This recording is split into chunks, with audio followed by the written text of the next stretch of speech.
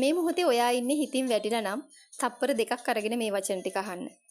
ජීවිතේ සමහර දවස් තියෙනවා හිතෙනවා හැම දෙෙම ඉවරයි කියලා. කවුරුත් මාව තේරුම් ගන්නේ නෑ වගේ කියලා. උත්සාහ කරත් ප්‍රතිඵල නෑ වගේ. hina වෙලා හිටියත් ඇතුළතින් බිඳිලා වගේ. හැබැයි මේක මතක තියාගන්න. අඳුරු කුණාටු වැස්සකට පස්සේ ආයෙත් ලස්සනට ඉර පායනවා.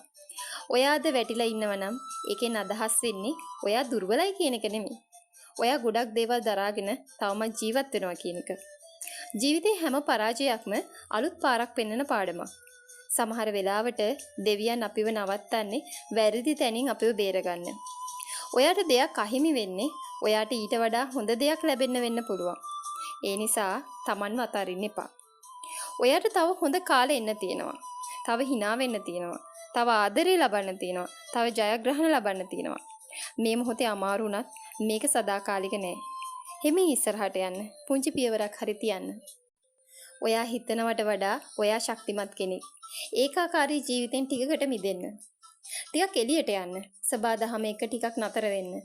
හුස්ම ගන්න. ටිකක් නිදහස් වෙන්න. ඔයා තවමත් හුස්ම ගන්නව නම් ජීවිතේ තවමත් ඔයා ගැන බලාපොරොත්තුෙන් ඉන්නවා. ඉතින් අදට ගිහින් එන්නම්. හැමදාම hina වෙලා සතුටින් ඉන්න. නස්රායික් එකතු වෙන්න.